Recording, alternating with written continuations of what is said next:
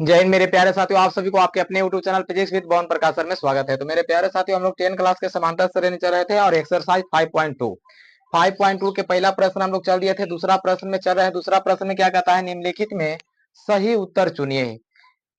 तो देखिए क्वेश्चन क्या दिया हुआ है, एपी बराबर 10 7 4 का 30वां पद क्या हो जाएगा। तो बहुत ही आसान प्रश्न है और इसको हम लोग सोल्व करते हैं। इसके बाद दूसरा प्रश्न यहाँ दिया हुआ है। तो चलिए 30वां जो हम लोग को पद निकालना है, तो सबसे पहले ए और डी के वैल्यू हम लोग को पता हो जाना चाहिए। तो ए बराबर कितना दिया हुआ है, तो देखिए ए जो पहले दिले रहता है उसको हम लोग ए कहते हैं। तो ए बराबर 10 दिया हुआ है। डी कैसे हम लोग ज्ञात करते हैं, तो डी ज्ञात करने के लिए हम लोग क्या करते हैं, दूसरा पद माइनस पहला पद। तो डी बराबर दूसरा पद क्या होगा, A two minus A one. तो डी बराबर देखिए ए टू की वैल्यू कितना है, तो दूसरा का पद 7 है तो 7 कर दीजिए, यहाँ माइनस है तो माइनस, ए वन की वैल्यू 10 है तो 10 करिए। तो डी बराबर क्या होगा, 7 में से 10 जाएगा तो माइनस 3 बच जाएगा। अब हम लोग को 30वां पद ज्ञात करना है, तो ए 30 आप लिख दीजिए। जेमा पद ज्ञात करना होता है उसमें से एक हम लोग हटा लेते हैं। तो 30वां का पद कर रहा है तो ए प्लस 29 डी हम लोग लिख देंगे और बस सबको मान को पुट कर देंगे। ए 30 बराबर ए की वैल्यू हम लोग को कितना है, 10 है। तो यहाँ आप 10 लिख दीजिए प्लस 29 गुने डी के वैल्यू माइनस 3 है। ए 30 बराबर क्या हो जाएगा, 10 प्लस प्लस माइनस माइनस होगा, 29 दिया 87 हो जाएगा। तो ये 30 बराबर क्या होगा, 87 में से 10 घटाइएगा तो 77 आएगा, माइनस के 77। तो हम लोग का पहला आंसर हो गया माइनस के 77 हो गया। सेकंड प्रश्न की ओर चलेंगे हम लोग। सेकंड प्रश्न में कहता है कि ए बराबर माइनस 3 दिया हुआ है। तो ए बराबर माइनस 3 दे दीजिए। फिर कहता है कि 11वां पद ज्ञात करिए। तो इसको में भी हम लोग क्या करेंगे, सार अंतर ज्ञात कर लेंगे। डी बराबर क्या फॉर्मूला होगा, A two minus A one.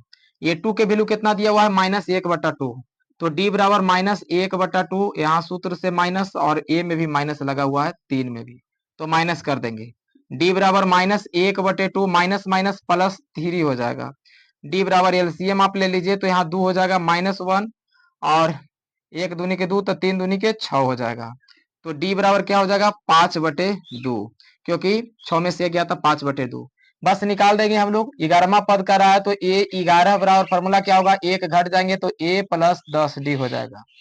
तो ये 11 बराबर हम लोग लिख देंगे, ए का वैल्यू कितना है -3, तो -3 प्लस 10 गुने डी के वैल्यू कितना है 5/2, काट दीजिए, 2 पचे 10। तो ये 11 बराबर -3 और 5 पचे 25 प्लस के 25, 25 में से 11 सॉरी ये 3 गया तो कितना बचेगा, ये 11 बराबर 22, 22 और 3 25 होता है। तो चलिए सेकेंड नंबर प्रश्न भी हम लोग ऑलरेडी बना लिए। टोटल आपको 5 प्रश्न दिया हुआ है, तो 5 प्रश्न में से हम कुछ प्रश्न को सोल्व करेंगे। तो देखिए निम्नलिखित समांतर श्रेणी में रिक्त स्थानों को भरिए। तो रिक्त स्थान में पहला में क्या कहता है 2, फिर यहाँ खाली स्थान है 26 है। और फिर दूसरा प्रश्न में क्या कहता है, खाली स्थान है 3 13 है, उसके बाद खाली स्थान है, फिर उसके बाद 3 है। तीसरा प्रश्न नहीं लिख पाए हैं। तो चलिए हम इसको सोल्व करते हैं। तो यानी कि देखिए ये पहला पद है, दूसरा पद है, तीसरा पद है। हमने के दूसरा पद यहाँ खाली है, तो दूसरा पद को हम लोग को क्या करना है, मान को भरना है। तो ए बराबर कितना दिया हुआ है, तो ए बराबर आपको 2 दिया हुआ है। देखिए प्रथम पद 2 दिया हुआ है, आई के पद है तीसरा पद, यानी ए 3 बराबर आपको दिया हुआ है 26। हम लोग को करना क्या है, तो ए और डी ज्ञात कर लेंगे। ए और डी से हम लोग को हर एक मान पता चल जाएगा। तो ए 3 बराबर 26 दिया हुआ है, तो ए 3 बराबर आप लिख सकते हैं ए प्लस 2d बराबर 26। ए प्लस 2d बराबर 26, क्योंकि तीसरा पद में से एक पद घटा लेते हैं। तो देखिए ए 3 बराबर क्या लिखेंगे, ए के वैल्यू आप भर सकते हैं। ए के वैल्यू मान है हमारा 2 प्लस 2d बराबर 26। ए 3 बराबर 2d बराबर 26, प्लस में उधर जाएगा तो माइनस में 2। ए 3 बराबर 2d बराबर 24, 2 से आप काट सकते हैं। तो ये 3 बराबर क्या हो जाएगा, 12 दूनी के 24, 12 मरतबा कट गया। तो डी बराबर हमारा कितना आया, 12।